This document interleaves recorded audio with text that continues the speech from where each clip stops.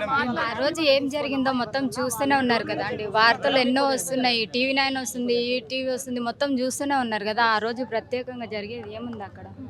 జరిగిందే జరుగుతుంది, మేము చెప్పిందే చెప్తున్నాము, న్యాయం అయితే జరగట్లేదు. మేము కోరుకునేది అయితే ఒక్కటే, నా బిడ్డకు న్యాయం జరగాలి. అంటే ఏ విధంగా న్యాయం జరగాలి బిడ్డకి? నా బిడ్డ సావుకి ఎవరైతే కారణమయ్యారో వాళ్ళకి శిక్ష పడాలి. ఇది ఒక్కటే నేను ఉరి శిక్ష పడ్డా తప్పు లేదు. అంటే మీరు ఒక సంవత్సరం కూడా కాలేదు, పాప లేదంటున్నారు. లేదంటున్నారు, మరి తప్పుదో పట్టిస్తున్నారు. పాప లేదని చెప్పిరు, వీడియోస్ బయట పడ్డాయి కదా. పాప ఉంది అక్కడే, తల్లి ఉంది అక్కడే అని వీడియోస్ బయట పడ్డాయి కదా. పాప లేదని వాళ్ళు చెప్తుర్రు. పిల్లని విడిచిపెట్టి నేను 2 నిమిషాలైనా దూరంగా ఉండగలుగుతానా? సంవత్సరం పిల్ల నాదేమన్నా దూరంగా సరేలే, వేరే వాళ్ళు పట్టుకొని కూర్చున్నారు అనడానికి 2 నెలల పాపని విడిచిపెట్టి తల్లి ఉండగలుగుతుందా? వాళ్ళు చెప్తున్నారు అట్లా, దానికి మేము ఏం చెప్పలేను కదా. రెడ్డికి మీకేమైనా పర్సనల్ గొడవలు ఉన్నాయా?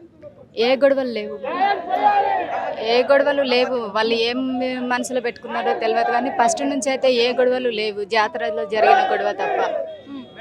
చెప్పండి, ఏమన్నా మీరు మాట్లాడాలనుకుంటున్నారా? చెప్పండి. నేనేం మాట్లాడదండి, ప్రతి వీడియోలో మాట్లాడుతూనే ఉన్నా, ప్రతి ఛానల్లో మాట్లాడుతూనే ఉన్నాను, మీరు అన్నీ చూస్తూనే ఉన్నారు. ఇంకా నేనేం మాట్లాడాలి?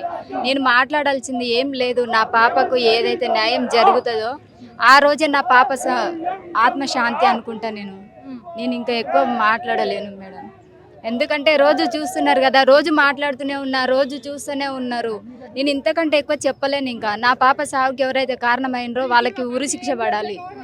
అది చూసిన అప్పుడే మాత్రమే మేము పోరాటం ఆపుతాను, కానీ ఇంకా అంతవరకు పోరాటం ఆపాలి. మరుసటి రోజే వారి నుంచి న్యాయం జరుగుతుంది, నిందితులందరినీ అరెస్ట్ చేసి రిమాండ్ చేసి జైలుకు పంపుతారేమో అనుకుంటే డీజీపీ గారి నుంచి ఒక అణువంత కదలిక కూడా లేదు. ఆ విధంగా డీజీపీ గారిని నమ్ముకున్నా కూడా ఎలాంటి న్యాయం జరగలేదు. ఈ 4 రోజుల్లో హ్యూమన్ రైట్స్ కమిషన్ని, మహిళా కమిషన్ని, చైల్డ్ ప్రొటెక్షన్ కమిటీని అందరినీ కలుసుకుంటూ, బీసీ కమిషన్ని, ఎస్సీ కమిషన్ని అందరినీ కలుసుకొని ఈ 5 రోజులు హైదరాబాదులో ఉండి ఈ పని చేసి ఎవరి నుంచి ఎలాంటి న్యాయం కనపడలేని కారణంలో ఒక పెద్ద ధర్నా చేయాలని ఈరోజు ధర్నా తలపెట్టినాం. ఈ ధర్నా నుండి మేము ఏం డిమాండ్ చేస్తున్నామంటే, ముఖ్యమంత్రి రేవంత్ రెడ్డికి మొత్తం తెలిసి విషయం, కానీ ముఖ్యమంత్రి రేవంత్ రెడ్డి ఈరోజు హోమ్ మినిస్టర్ అయిన ముఖ్యమంత్రి ఈ రోజు వరకు రేవంత్ రెడ్డి తన ఆదేశాలు కావచ్చు, తన దృష్టికి వచ్చినప్పుడు తన యొక్క ఆ డైరెక్షన్ కావచ్చు, ఎలాంటిది లేదు. అందుకని మేము ఏం డిమాండ్ చేస్తున్నామంటే, ముఖ్యమంత్రి రేవంత్ రెడ్డిని, మీరు నిందితులైన తుకారం రెడ్డి అనేటువంటి సూత్రధారి, ఆ గ్రామ సర్పంచ్, అతను ఇంతవరకు అరెస్ట్ కాలే, మధుకర్ రెడ్డి అరెస్ట్ కాలే, సతీష్ రెడ్డి అరెస్ట్ కాలే, శ్రీనివాస్ రెడ్డి అరెస్ట్ కాలే, ఆ గ్రామంలో ప్రధాన నిందితులైనటువంటి వాడు ఒక్కడు అరెస్ట్ కాలే. ఇమీడియట్గా వాళ్ళని అరెస్ట్ చేసి రిమాండ్ చేయకపోతే ఈ పోరాటం మరింత ఉధృతమై రాష్ట్ర వ్యాప్తంగా ఈ ఉద్యమం దావానాలాగా అంటుకుంటుంది. మళ్ళీ నాగర్ కర్నూలు వేదిక పోరాటం చేయాల్సి ఉంటుందని ఈరోజు హెచ్చరిస్తున్నాం ముఖ్యమంత్రి రేవంత్ రెడ్డిని. ఇమీడియట్గా నిందితులను అరెస్ట్ చేసి రిమాండ్కి పంపమని డిమాండ్ చేస్తున్నాం. దాని కొరకే ఈరోజు ఈ భారీ ధర్నాన్ని చేపట్టడం జరిగింది. కొద్దిసేపట్లో అన్ని పార్టీల ప్రజాప్రతినిధులు అందరూ పాల్గొంటారు. ప్రస్తుతం మరి నెల్లికంటి సత్యం గారు, ఎమ్మెల్సీ గారు, మిగతా నాయకులు, అనేక పార్టీల నాయకులు, పొలిటికల్ ఫ్రంట్ బాలరాజు గారు, ఇంకా చాలామంది, చిరంజీవి గారు, వాళ్ళందరూ వస్తున్నారు. ఇప్పుడు జరుగుతున్నటువంటి ప్రస్తుత పరిస్థితి. సార్, ఒక క్వశ్చన్, మన మల్లురవి గారు మాట్లాడుతూ అసలు సంఘటన స్థలంలో బాధితురాలు కానీ పాప కానీ లేరు అని. మల్లురవి పాప లేదని అనలేదు, ఎక్కడ పోలీసు కూడా ఎక్కడ అనలే.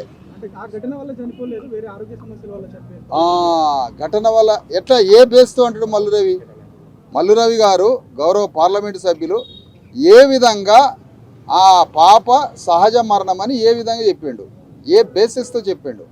100% అక్కడ ఉన్నటువంటి గుడిలో జరిగిన ఆ కొట్లాట యుద్ధంలో కాళ్ళ దగ్గర పెట్టిన పాపని కాలుతో తంతే పాప మరణించిందని తల్లిదండ్రులు, లోకం, నాయకులు అందరూ చెప్తున్న మాట ఇది. కాబట్టి వాళ్ళు పాపం వాళ్ళ ధర్మం వాళ్ళది చేస్తున్నారు, వాళ్ళు ప్రొటెక్ట్ చేసుకోవాలి. కాబట్టి వాళ్ళ తిప్పలు వాళ్ళు పడతారు. ఒంటిపైన గాయాలు లేవని కూడా అంటున్నా ఉన్నారు సార్. ఒంటిపైన గాయాలు కూడా ఏమి కనిపిస్తలేవు. ఒంటిపైన గాయాలు ఉండవు, టెర్రరైజ్ అయ్యి భయపడి జ్వరం వచ్చి పాలు పనిచేసి పాప చనిపోయేది.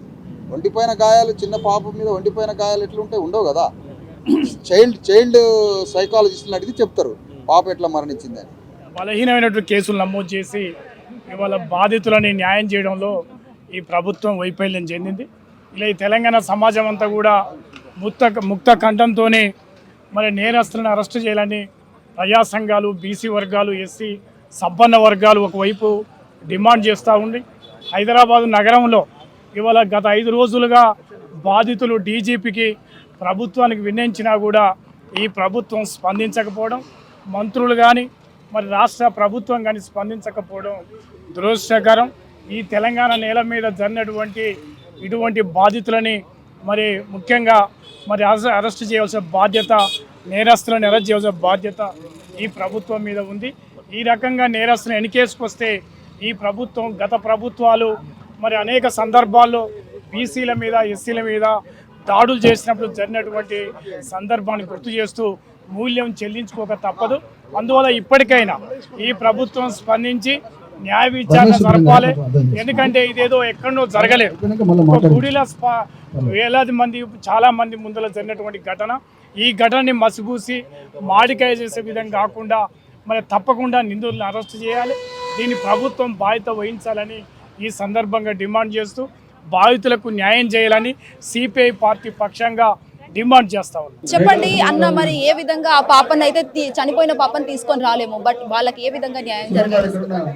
అక్కడ కుమ్మెర జాతరలో ఈ రజక కుటుంబం అనేటటువంటి వాళ్ళు దైవ దర్శనానికి వెళ్ళినప్పుడు వాళ్ళకు జరిగినటువంటి అన్యాయము, ఒక 100 రూపాయల టికెట్ తీసుకోలేదని చెప్పేసి ఆ విధమైనటువంటి దుర్మార్గంగా ఎవరైతే ప్రశ్నించారో ఎందుకు తీసుకోవాలి, మేము ఈ విధమైనటువంటి సేవ చేస్తున్నాం కదా అంటే, ఆ అబ్బాయిని తీసుకెళ్ళి అక్కడ కొబ్బరికాయలు కొట్టేటటువంటి గదిలో వేసి కొడుతున్న పరిస్థితులలో వాళ్ళ భార్య చిన్నపిల్ల 2 నెలల పాపను తీసుకొని వెళ్ళి, అయ్యా మా భర్తను కొట్టొద్దని చెప్పేసి అంటే ఆ పాపను కాలితో తంటే ఆ పాప వచ్చేసి అపరిస్థితిలోకి వెళ్ళిన పరిస్థితులలో 2 రోజుల తర్వాత చనిపోవడం జరిగింది. అటువంటి పరిస్థితుల్లో ఈ రోజు వరకు కూడా కనీసం 15 రోజులు అవుతున్నా కూడా ఆ కుటుంబానికి ఎటువంటి న్యాయం జరగకుండా ఏదో వాళ్ళే తప్పు చేసినారని చెప్పేసి వాళ్ళ మీదనే ఒక నెపం వేయటం జరిగింది. ఎందుకంటే ఇక్కడ ఉన్నటువంటి రజకులకు సామాజికంగా కానీ, ఆర్థికంగా, రాజకీయంగా ఎటువంటి విధి లేని పరిస్థితులలో వాళ్లకు అండదండలు లేవు. ఎందుకంటే రాజకీయ పలుకుబడి లేదు, ఆర్థిక స్తోమత లేని కారణంగా ఈ రోజుకి కూడా బాధితులకు న్యాయం జరగకుండా కాలయాపన చేస్తున్నారు. ఈ ప్రభుత్వముకు కనీసం కొంచెమన్నా ఆలోచన వస్తుందనే ఉద్దేశంతో ఈరోజు రజకులందరూ రోడ్డు మీదకి వచ్చి ఈ ధర్నా కార్యక్రమం చేపట్టడం జరిగింది. నిన్న కూడా అసెంబ్లీ ముట్టడి కార్యక్రమం చుట్టారు. ఇటువంటి పరిస్థితుల్లో కూడా ఈ ప్రభుత్వము కనీసము గ్రహించి ఎవరైతే బాధితులు ఉన్నారో ఈ బాధితులకు న్యాయం చేయాలి. ఎవరైతే బాధ్యులు ఉన్నటువంటి వాళ్ళను తక్షణమే అరెస్టు చేసి వాళ్ళను కఠినంగా శిక్షించాలని చెప్పేసి, ఇటువంటి విషయాలు ఇంకా పునరావృతం కాకుండా నెక్స్ట్ ఫర్దర్గా ఎక్కడ కూడా జరగకుండా ఈ ప్రభుత్వం చర్య తీసుకుంటేనే ఈ ప్రభుత్వానికి మనుగడ ఉంటుంది. లేకుంటే ఖచ్చితంగా ఈ ప్రభుత్వము భూస్థాపితం అవుతుంది. ఏంటంటే మీరు ఇన్ని చేసినా కూడా ప్రభుత్వం అనేది ఇంకా మిమ్మల్ని పట్టించుకోవట్లేదు అంటే బీసీలు అంటే లెక్కలేదా? బీసీలు అనేటువంటి ఇప్పుడే కాదు, ఎప్పుడు కూడా బీసీలు అనేది వాళ్ళకు ఓట్లు కావాలి బీసీల గురించి, కానీ బీసీలకు జరిగిన సమస్యల గురించి మాత్రం ప్రభుత్వం పట్టించుకోరు. ఎందుకంటే అందలం ఎక్కేంత వరకు మీరు మా వాళ్ళు అని చెప్తారు. ఎవరైతే గవర్నమెంట్ వచ్చిన తర్వాత బీసీలను విస్మరించే పరిస్థితికి వచ్చింది. కాబట్టి నెక్స్ట్ ఇచ్చే పరిస్థితులలో మాత్రం ఖచ్చితంగా బీసీలు వీళ్ళకి ఎవరైతే ఉన్నారో వీళ్ళకి ఖచ్చితంగా బుద్ధి చెప్తారని చెప్పేసి ఈ యొక్క విషయం మేము తెలియజేస్తున్నాం. సో మరి ఫైనల్ గా ఇప్పుడు ఈ ధర్నా వల్ల ప్రభుత్వానికి ఏం స్పందిస్తుంది అనుకుంటున్నారు? ఈ ధర్నా వల్ల అంటే మాకు ఉండేటటువంటి ఒకే ఒక ఆప్షను, ఎందుకంటే మేము ఇక్కడికి వచ్చి రోడ్డు మీద ధర్నా చేసి మా యొక్క విషయాలు ప్రభుత్వం దృష్టికి మీ మీడియా ద్వారా తీసుకెళ్లాలని చెప్పేసి ఆలోచనతోటి మా యొక్క బాధలు తెలియజేసిన కోసం ఈ యొక్క ధర్నా కార్యక్రమం చేపట్టడం జరిగింది. ఎందుకంటే ఇటువంటి కార్యక్రమాలు కనుక ఏమాత్రము వీటిను విస్మరిస్తే ఖచ్చితంగా రాబోయే రోజులలో ఈ ప్రభుత్వానికి బుద్ధి చెప్పడానికి ఇది ఒక వేదికగా ఉపయోగపడుతుందని చెప్పేసి మా ఆలోచన. హిట్ టీవీ యాప్, ఇందులో short news, live news, entertainment shows, movies, digital magazines తో పాటు మీ జిల్లా వార్తలను కూడా ఫ్రీగా చూడొచ్చు. ఇంకెందుకు ఆలస్యం, వెంటనే హిట్ టీవీ యాప్ ని డౌన్లోడ్ చేసుకుని ఫ్రీగా ఎంటర్టైన్మెంట్ పొందండి. Hit TV app. Hit TV app. Please download hit TV app. Hit TV app ని ఫ్రీగా డౌన్లోడ్ చేసుకుని ఎంజాయ్ చేయండి. మీకు నచ్చిన ఎంటర్టైన్మెంట్ కోసం హిట్ టీవీ యాప్ ని ఫ్రీగా డౌన్లోడ్ చేసుకుని ఎంజాయ్ చేయండి. హిట్ టీవీ యాప్ ని డౌన్లోడ్ చేసుకుని ఆస్వాదించండి, ఆశీర్వదించండి. ఇంతమంది సెలబ్రిటీలు హిట్ టీవీ యాప్ ని డౌన్లోడ్ చేసుకోండి అని చెప్తున్నారంటే ఎంత మంచి యాప్ ఆలోచించండి. అమెరికా అమెరికా అమెరికా అమెరికాలో చదవాలనుకునే వాళ్ళకి విశ్వసనీయమైన పేరు మన శౌర్య కన్సల్టెన్సీ. యూకేలో 1 year మాస్టర్స్, యూకేలో 1 year masters, 2 years work permit up to 5 years visa. Contact Shaurya consultancy. Contact 89851 89851.